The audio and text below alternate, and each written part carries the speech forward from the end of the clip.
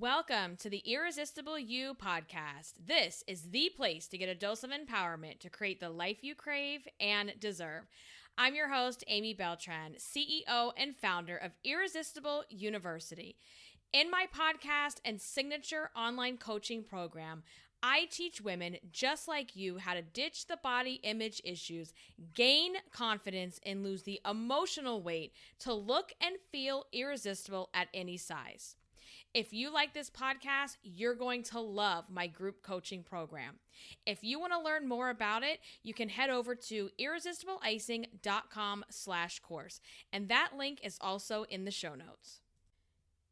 Hey everybody, and welcome back to this week's Irresistible You podcast episode.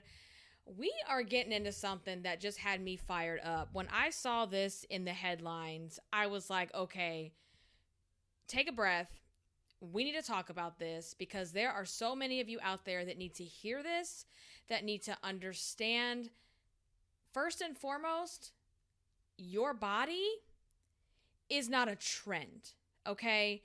And so there was this headline that came out a little while ago, and it was talking about heroin chic. Here, let me read you like the actual headline because this just blew my mind when I read it. Okay, so we are in 2022, and there was an article in the New York Post that said, "Bye-bye booty, heroin chic is back." And then they had the audacity in the URL. It says, "Heroin chic is back, and curvy bodies, big butts are out." Excuse me? What? Like, okay, so we need to unpack this. We need to talk about it, and we need to set everything straight. And I want to help you wrap your head around this because there's just so much here. Okay. All right. Let's just get into this, guys. So, I'm going to just say this. It's bad enough that 90s fashion has made its return. I mean, I'm 41 years old. I grew up in the 90s. I graduated high school in 1999. So like I lived my youth in the 90s and early 2000s. And quite frankly, I didn't ever want to see that fashion come back. And I know this happens. It always does. I mean, when I was a teenager and like middle school, early high school, and the 70s were like a trend, right? Bell bottoms were in, like the hippie style, the round sunglasses, all the beads. And I remember like raiding my mom's records and playing like disco music. Like I was all about it. And it's just funny to me because I guess what goes around comes around, and it's true. And I remember going to, y'all remember that store called Merry-Go-Round? Girl. Merry-Go-Round at the mall, and I got some bell-bottom jeans, and I had all these beaded necklaces. I had necklaces with mushrooms and peace signs. I mean, it was a whole thing. Even in my room, I remember I had like the the plastic beads, the like clear jewel tone plastic beads like on my bed. Like it was just, oh my God, you guys. So I get it.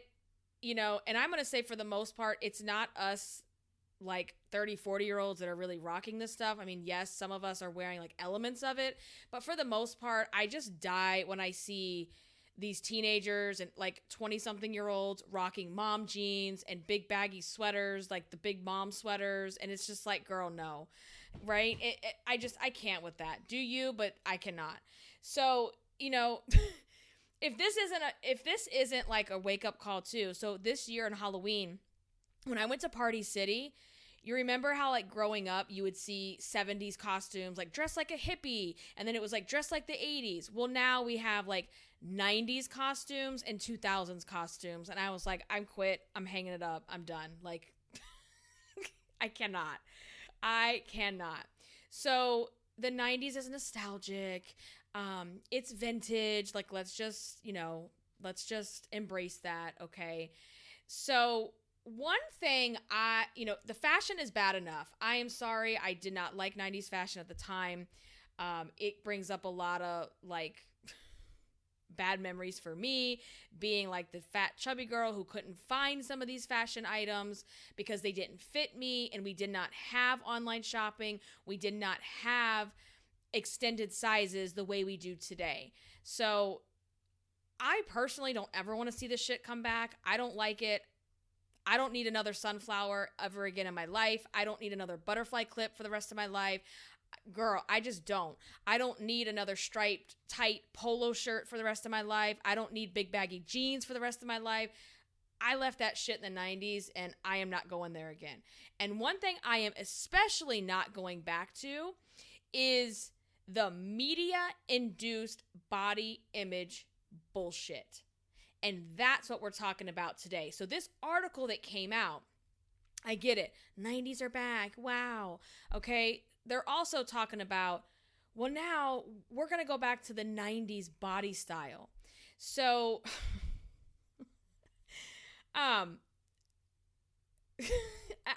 can't with this. It's funny, and then it's not funny, because the stuff that went on with the fashion, with the lack of inclusion, with the skinny, quote unquote heroin chic body styles on the runways and the magazines and all of that, it created a lot of body image disorders and a lot of eating disorders for those of us that grew up in this time. And I get it. Every generation has their own thing or has things that happen. I can only speak for my generation. I can't speak for anybody else's. So the 90s created a shit ton of insecurities in our bodies. It was shoving down this idea that skinny is best. Skinny is the only way. Skinny is happy. Every single catalog, yes, I'm saying catalog because that's how, if you didn't shop in a store, then you shopped from a catalog. Every single catalog, every single model was rail thin.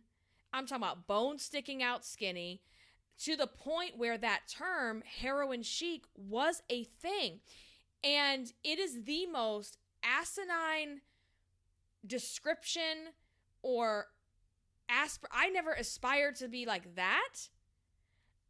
But for women that did, to want to aspire to be as thin as someone who is on a, extremely, extremely dangerous drug is absolutely ridiculous. And the fact that these bullshit fashion people would even try to bring this back is just beyond me. It's like, haven't we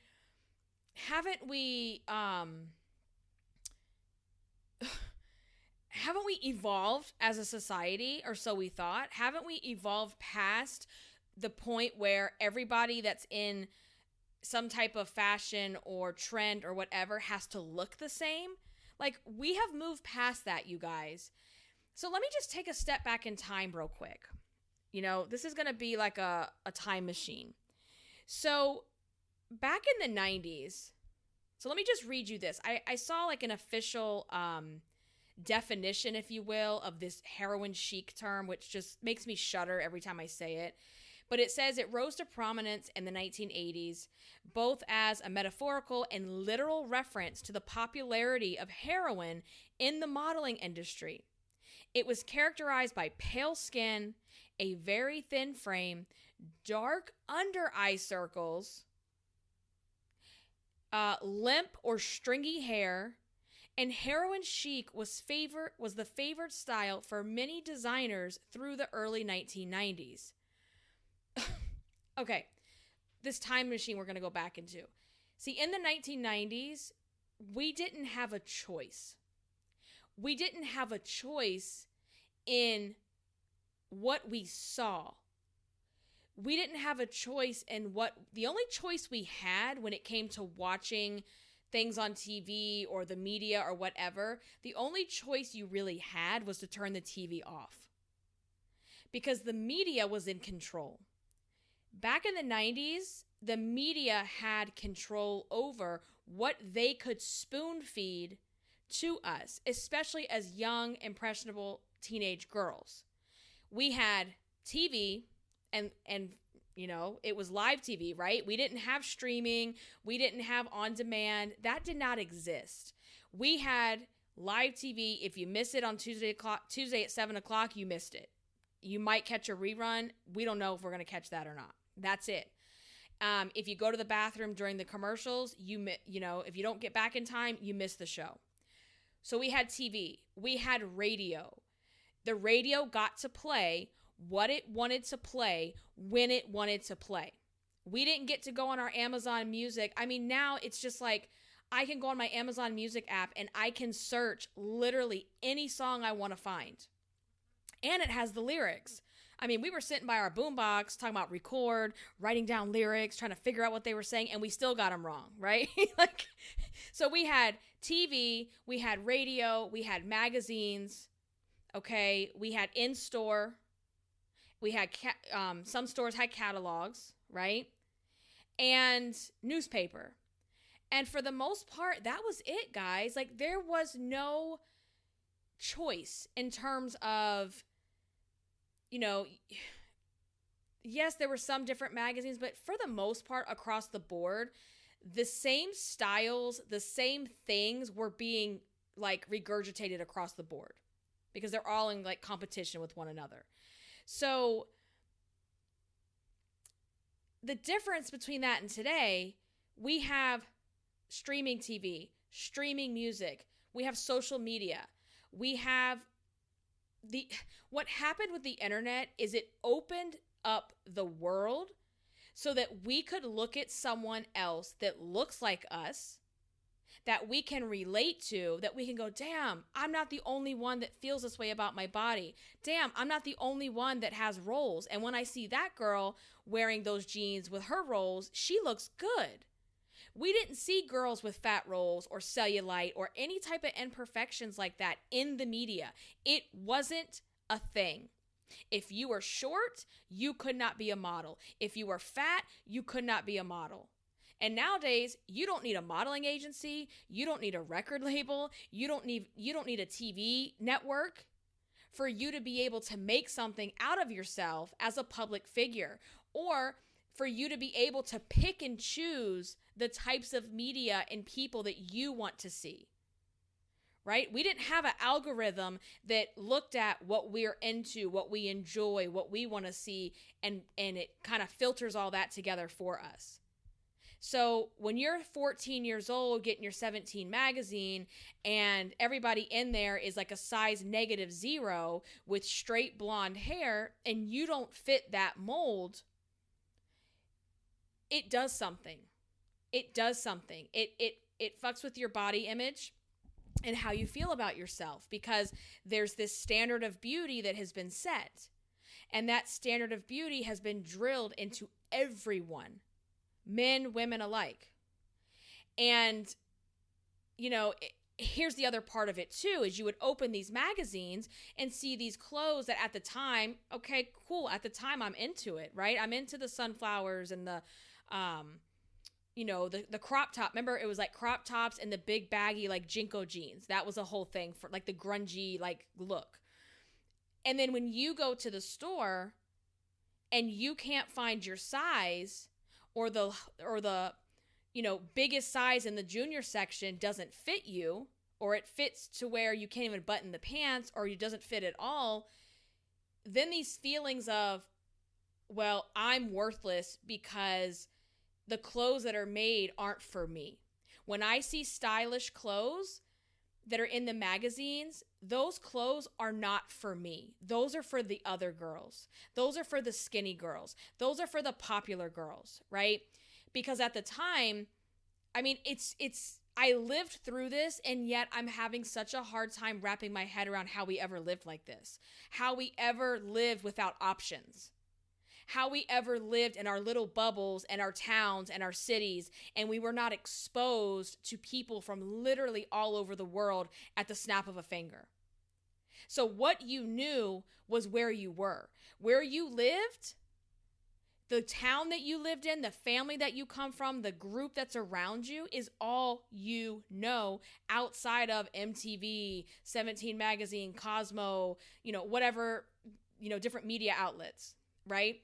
So, yeah, it created a lot of body image and eating disorders in our generation. And even if say back to my story with, trying to find something cute in the junior section.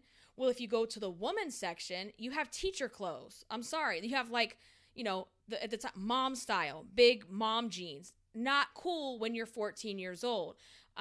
These ugly prints and, the clothes they were even making for grown women were fucking hideous. I'm looking back and it's like women in their 30s and 40s, they looked twice their age because they're wearing these pioneer woman skirts down to their ankles and these tight ass turtleneck. I don't even know what that style is called. It was hideous. Okay. So you're either going to dress like a 45-year-old woman in 8th grade, which I have a funny story about that. Or you don't have anything that fits you. And the plus size sections, first of all, a plus size section is like laughable if you think about it in the 90s. If they even had one, number one, it's in the women's section. Number two, it's this maybe 2 or 3 racks at the most in that section.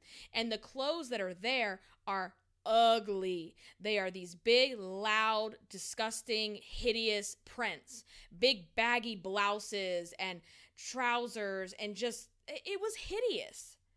And there was no thought, no respect, no dignity for someone who's over a size 14. Because that's probably maybe a 16 is what some of the women's departments would go up to, right?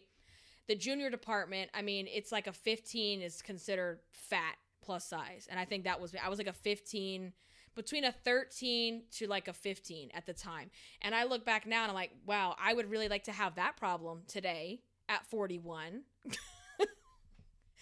So it just compounds, right? It compounds on the meat. And I'm not saying the media creates your thoughts.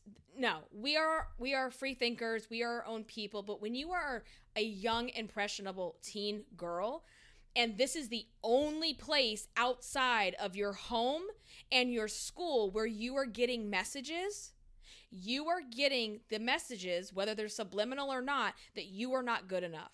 If you can't fit into this crop top and these jeans, well, then that's your problem. You're worthless, you're useless, and you're fat, and you need to lose weight. And if you're like me, I went to a school district where it was a lot of the same types of looking people. Everybody, for the most part, was like super skinny, and a lot of them looked the same, and I never felt like I fit in, right? Here I am, my big fat ass size 13. I'm being sarcastic in case you don't know that. My big fat ass, curvy, thick 13 booty coming up in school was like, oh my God, you're a fat girl. Like, so when you're getting bullied for your weight, you don't fit in the school, you are getting these types of messages in the media, you're going shopping for clothes and you can't find things that fit your body, the shitstorm that creates inside of you is really intense. We got a lot of eating disorders and we got a lot of body image disorders that came out of this. And it has taken me my lifetime to reverse that damage of doing this work that I do. It's one of my ways of healing, honestly, of like talking about this, creating an open dialogue, because that's the other thing about it. When you have shame and you stay in silence and you don't have anyone out there that goes, me too, the shame multiplies. But when we can speak life into these things, we start to diminish all of that.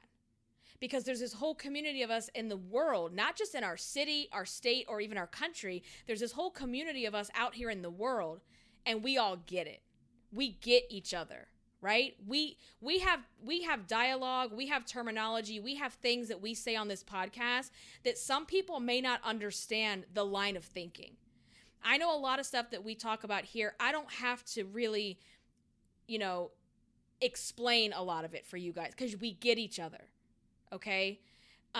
So in the 90s, we didn't have choice over a lot of these things.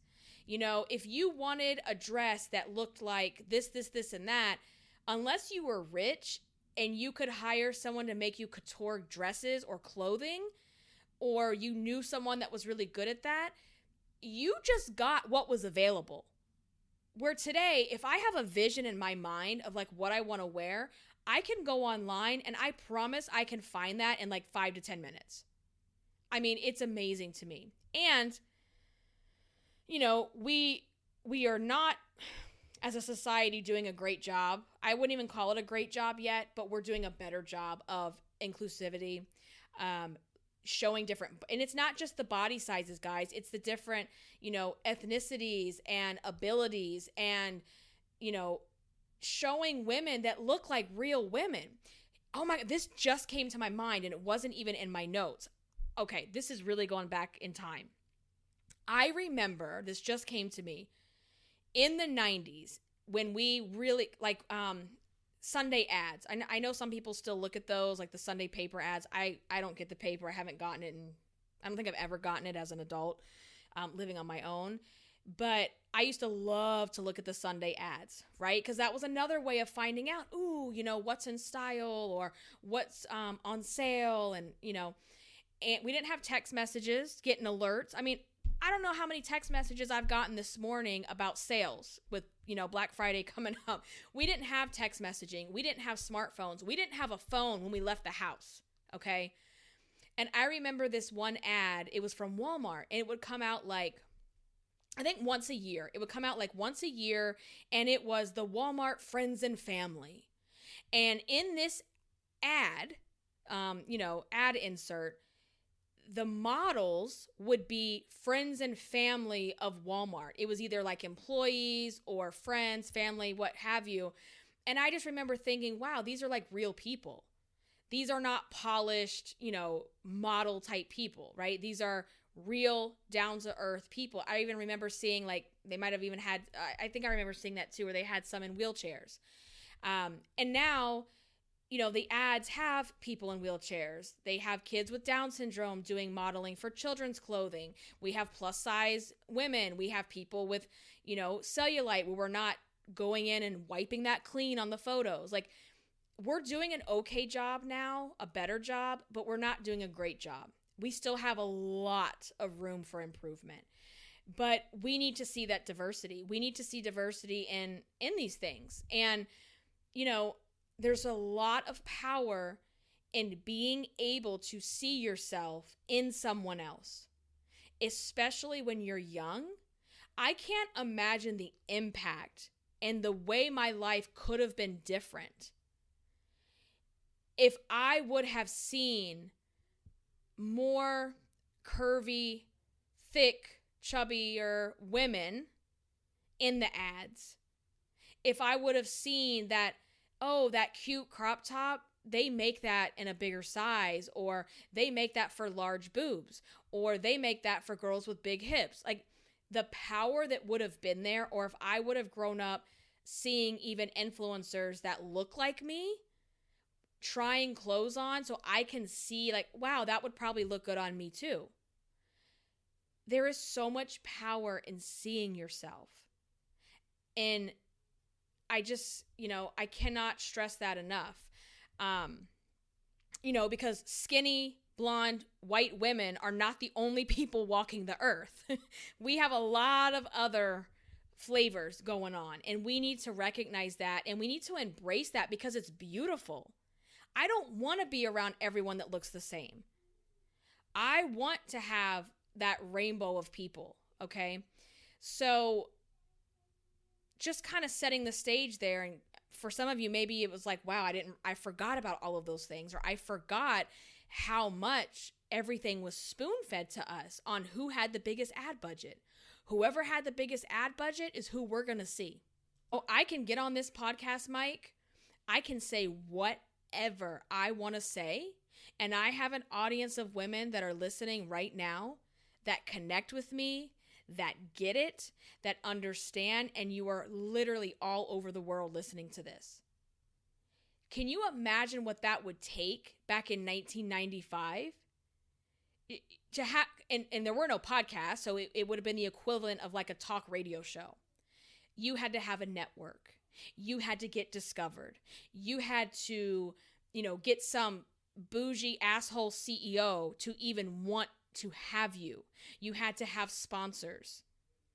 I don't have to take a sponsor. I don't have to say anything on this podcast that anyone tells me to say.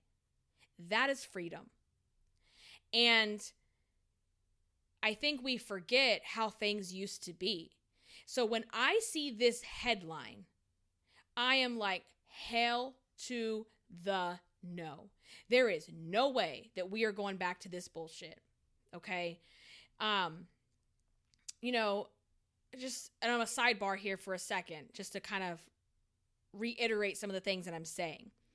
It was the same when you went to your doctor. Do you guys remember? It was like you looked at your doctor as this authority figure.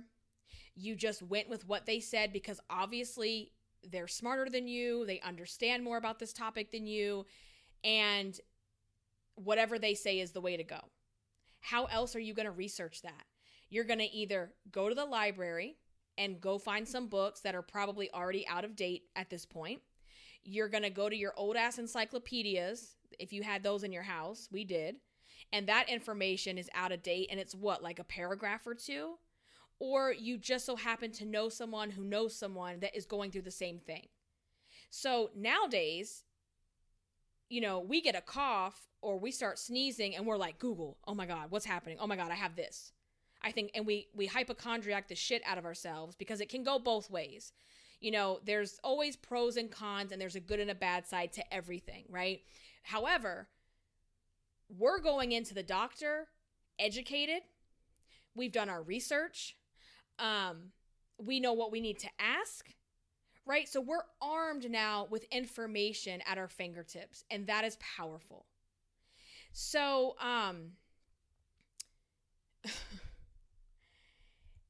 when I see this headline, I'm like, no. The first thought that comes to my mind is bodies are not a trend. And I know in back in the days, there's always like, in the 20s, everybody was like the trend to be was a board. In certain eras, like curvier was better. And I think that's just wrong anyway. I don't think that bodies are a trend. I don't have the luxury of saying, oh, okay, heroin chic is back. Let me go reduce the size of my hips. Let me go reduce the size of my boobs. Let me go reduce the size of my ass and my thighs. No, that's not going to happen. I have already done that bullshit in the past of trying to run away from my God-given traits. Okay, I was born this way. And trying to fight it. And let me be very clear. What I'm not saying is that you can't work on your body and lose weight. Obviously, like we talk a lot about that here too. What I'm talking about is my body and your body has a natural way of being. Some people are naturally bigger in the hips. Some people are naturally bigger chested. Some people are naturally hourglass shape. Some people are naturally, straight up and down. And you can't change that, right? I mean, can you? Yeah, you can go under the knife, right? But that's extreme. Our bodies, point blank period, are not trends. And we know this now. We know better. And we now have a choice when it comes to who we're following, who we're engaging with, the type of role models that we want to have. We don't get to just pick from, 3 channels or whatever the hell. We have now an abundance of people that we can see ourselves in, that we can look up to, that we can aspire to. We already did this nonsense back in the 90s, and it didn't end well. It truly did not end well, and we know better. And so I just want to make sure that you understand your body is not a trend. Okay? And I'm like reading through this article, and so many ads on here. It's so annoying. So let me see here. So they're talking about, like, even the Kardashians are turning away from their curvy physiques. Well, I'm sorry. I thought that was all natural, guys. Kim and Khloe are looking increasingly skinny as of late. Yeah, I agree with that. I have seen, I don't really keep up with the Kardashians too much, but I mean, you can't avoid it. And I have noticed that they look very gaunt, very bony in the chest areas. Their butts have definitely gone down. And so a lot of people are saying and speculating that they have reversed their Brazilian butt lifts, which, it's funny because obviously that was always never confirmed whether that was true or not. And it was like, oh no, we were all born this way. Yeah. Okay. Sure. And this is spreading throughout Hollywood and celebrities. And I don't think we should look at celebrities as, gods. Not at all. I don't think we should look at celebrities to give us, a compass as far as like how to be. No, I don't think that. But pop culture and all of that plays a role in our society. And to deny that is to be in denial, truly. So not only that, we have younger girls and teens and generations that are seeing this and going, oh yeah, that's the new style. So, there's even this is very controversial too. So there's also a lot of these celebrities, if you're noticing, are losing tons of weight.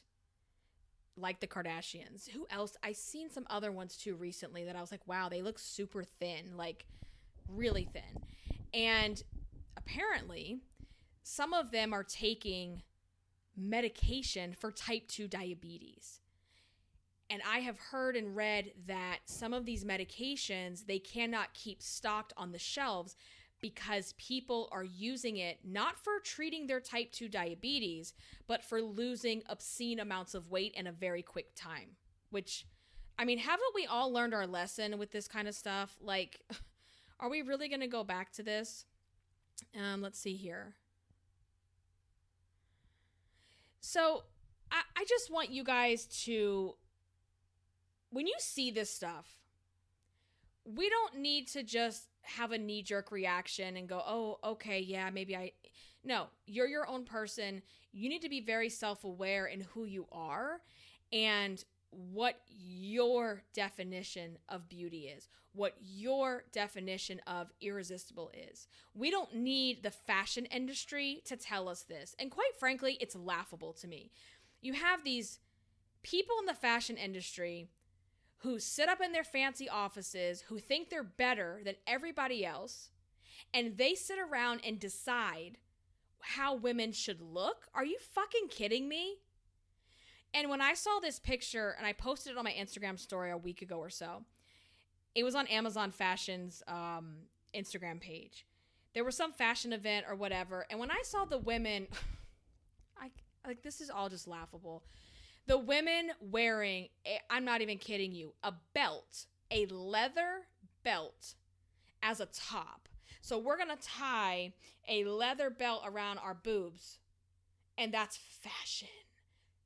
Whenever you see this bullshit about body image, I just want you to remember that. The nonsense, stupid shit that they wear on these runways, these are the types of people that you have allowed to dictate how you feel about yourself. Not anymore. We're older, we're wiser, we know better. We know better than that. And, no one sat in a room and said, wow, for the girls that have, some triple Ds, what kind of belt are we going to put on them titties? Nobody's sitting around talking about that. Not that I'm going to go do that because I think it's stupid as hell. But that's my point. Is you got people that sit around and think putting a belt around some nipples is fashion. And they're the ones that are going to say the new body trend. No, bodies are not trends. Okay? It's just, that's as stupid as saying like skin color is a trend. You don't get to go out tomorrow and change that. I can't. I cannot. So you need to detox yourself away from this toxic shit. if you are following accounts, if you are reading websites, if you are reading blogs, watching videos of people who fall in line with this body trend stuff, they need to go, right? We definitely have seen the curvy trend, which is funny to me because I'm like, yeah, that's funny because I've been this way my whole life. It's funny that that's now a trend and people are going under the knife to get these, I've seen some really nice Brazilian butt lifts, and I have seen some that just look like, girl, like, who is your doctor? Because that looks ridiculous. Okay. It looks ridiculous. We don't get to just go, stick a pin in our ass every single time the fashion industry decides, well, now we're going to go heroin chic. And why on earth would you want to be associated with a drug like heroin? No, thank you. And quite frankly, it's insulting to people that struggle with addiction.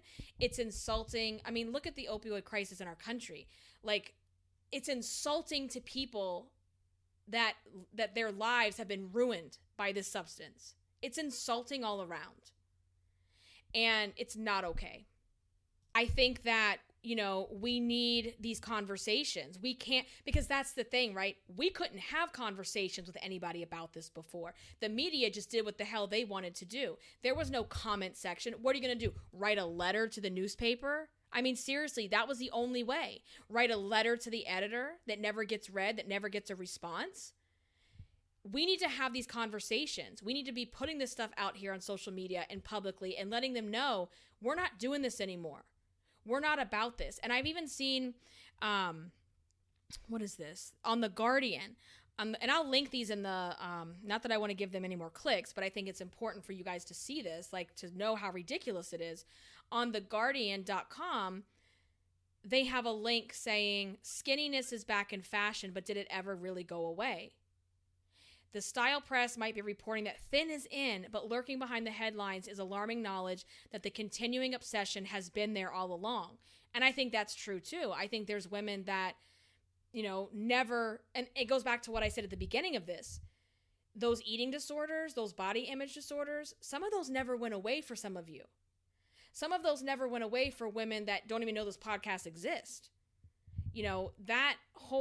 That hasn't, it's not like that went away somewhere along the way. And just seeing the quotes, thin is back, is disgusting. It's disgusting, not because I think thin is disgusting. Let me be very clear. I think the term heroin chic is disgusting. I think encouraging women to look like they have bags under their eyes and they are sick because they're on heroin and they're rail thin because they're on a drug, that is sick. Being thin is a body type. It just is. It's not good or bad. Curvy fat is not good or bad, right? So I don't want anyone thinking that I'm dissing on anyone who's skinny. I'm not. What I'm dissing on is the style industry, the media, and all of them playing into this nonsense. And it's just not right. Oh my gosh. So I'm reading this as I'm talking, guys. It says, on TikTok, the popularity of searches such as heroin chic body has led to further brittle observations that, quote, thin is in. The low-rise gene requires a low BMI. The baby T, oh my God, the baby T requires, well, no T at all. Haha. Heroin chic, of course, was the fashionable body shape of the 1990s. If you read this, I can smell the CK1 as I'm saying it. Yes. So, I can smell the CK1. I can smell the glitter gel from Bath and Body Works and the cucumber melon. And let me just say this, those baby teas, those created so much trauma in my life. Like my big old boobs with some baby teas, low-rise jeans. Sorry, that was not something I was able to participate in at the time. And I have no intention of ever participating in that nonsense again. It's just very scary to me that this is even being talked about because it's a thing again. And there's so many girls out here, especially those of you that are mothers that have girls, and I don't care what age they are. It is our job to make sure we are filtering through this stuff and helping them not to hide it, okay? But at an age that's it has to be age appropriate. Having the types of conversations, and I have them with my daughter who's 6 all the time, that everybody is different. Bodies come in different shapes and sizes and abilities, and it's okay. And I have drilled that into her since she was a baby, and I'm going to do the same with my son, because it's not just a girl thing. The majority of my bullying in school didn't come from girls. It came from boys. So we have to do better with our children. We have to educate them. We have to expose them to different things. And that's the other thing, is we just didn't have the exposure. So whatever you grew up in is what you grew up in, But this is just really scary to me, and we need to keep having this conversation. I think it's a fluid conversation. I think as more things are going to come up, because as trends usually do, they're going to continue on. I don't think this is going to stop. I think this is going to continue. I think you're going to keep seeing this, but we have to keep pushing back. And I know a lot of people online are already starting to do that, and we have to keep pushing back on this. This cannot continue. It just can't.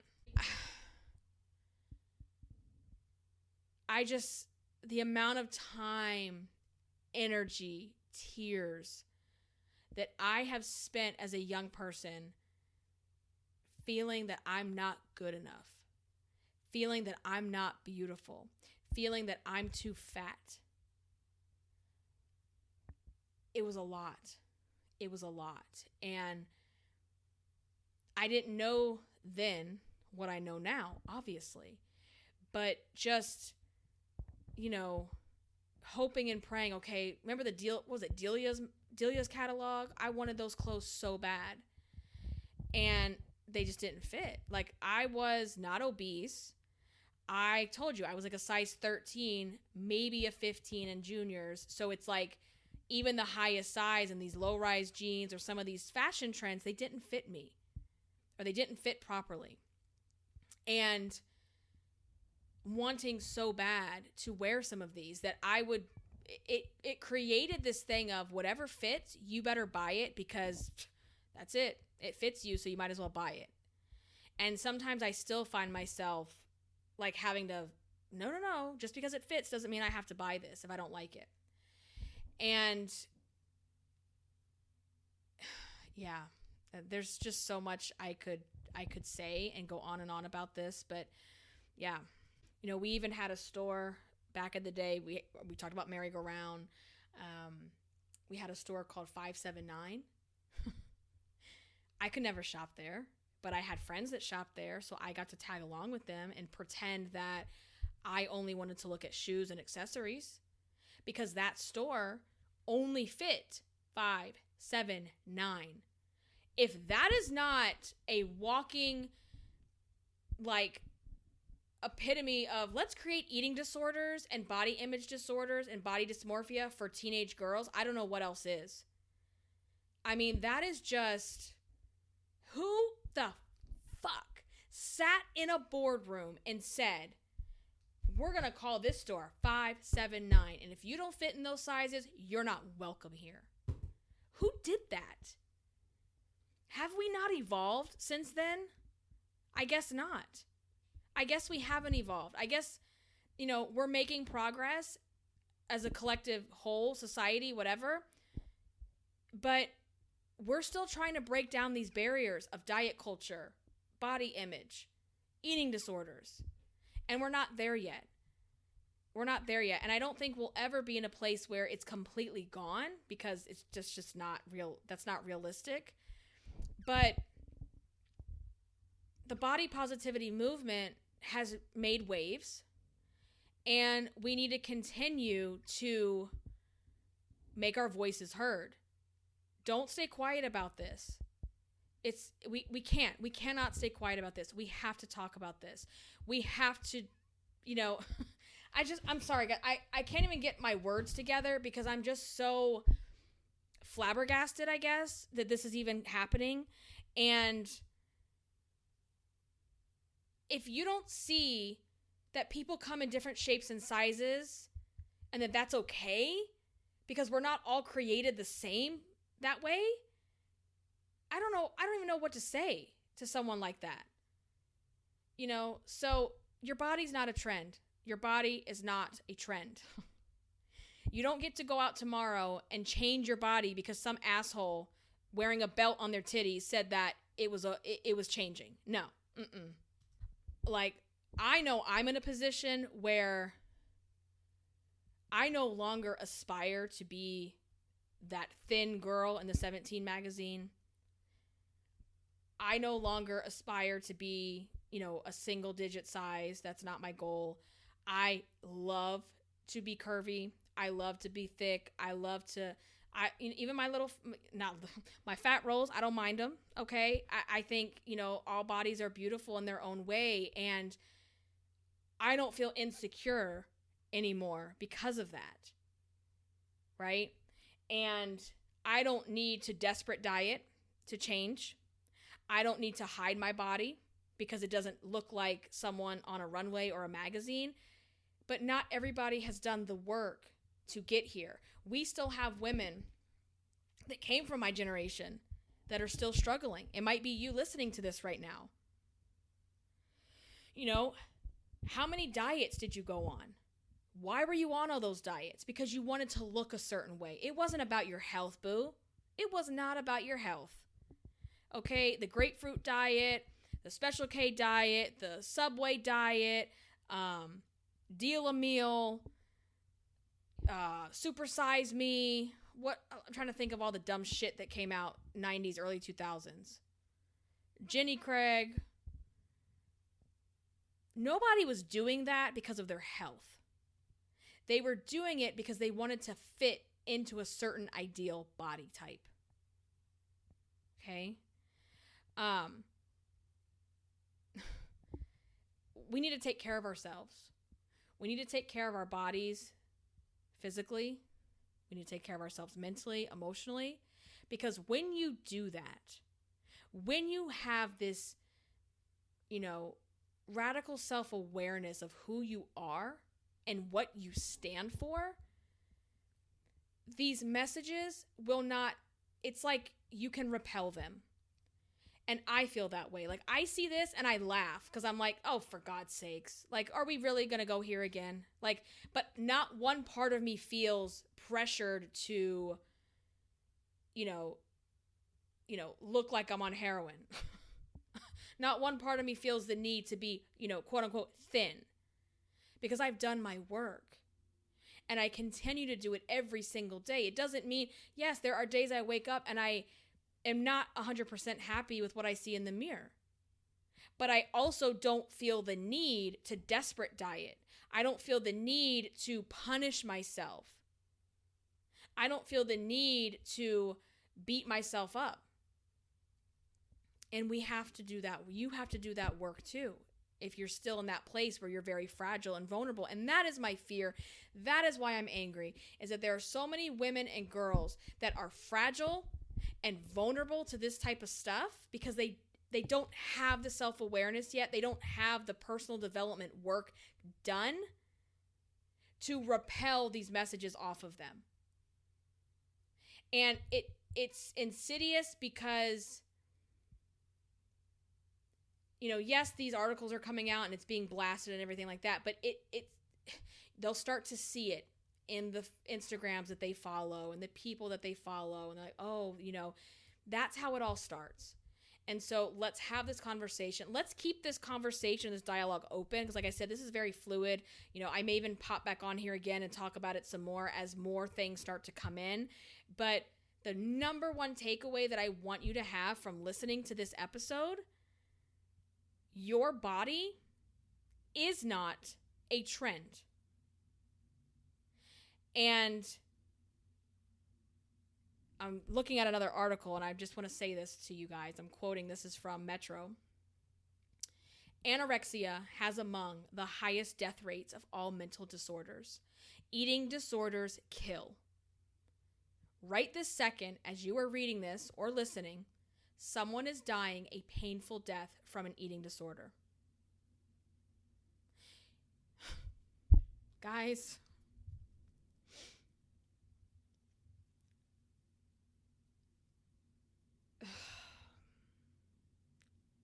I want you to know that you are irresistible just the way you are.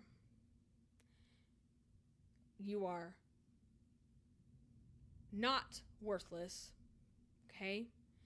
You have so much to offer this world. You have so many amazing talents. You are more than your physical outward appearance. You are more than your body.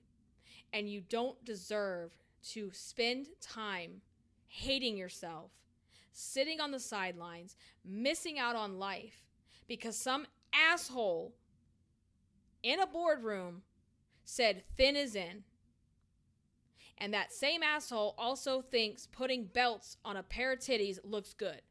Let's just bring it down to that, okay? You are amazing. You deserve to take care of yourself. You deserve to live the life that you want, okay? And I don't know what else to say. I feel like that's kind of gonna wrap things up. We're not losing any more time off of our life by trying to fit into a mold that, quite frankly, doesn't even exist. Okay? Embrace who you are today. Embrace the body that you have. Okay? Wanting to take care of yourself, wanting to fill your body with good foods, healthy foods, nourishment, that is not a bad thing. That is a good thing. Okay? Be true to yourself. When you see this stuff, call it out. Send it to me. Let's talk about it. We got to have these conversations, because when we have these conversations, we get the word out that this is just not okay. And that's all I can really say about this. We'll continue. All right, guys? So let's continue the conversation either in the free Facebook group or over on my Instagram at Irresistible Icing. Also, if you liked this episode or any episode in the Irresistible You podcast, please head over to Apple Podcasts and leave a rating and review. It is quick and easy to do. That is the number one way you can help support this podcast. If this podcast has helped you in any such way, I would greatly appreciate that. I will catch you guys in the next one. Until then, stay irresistible. Bye, guys.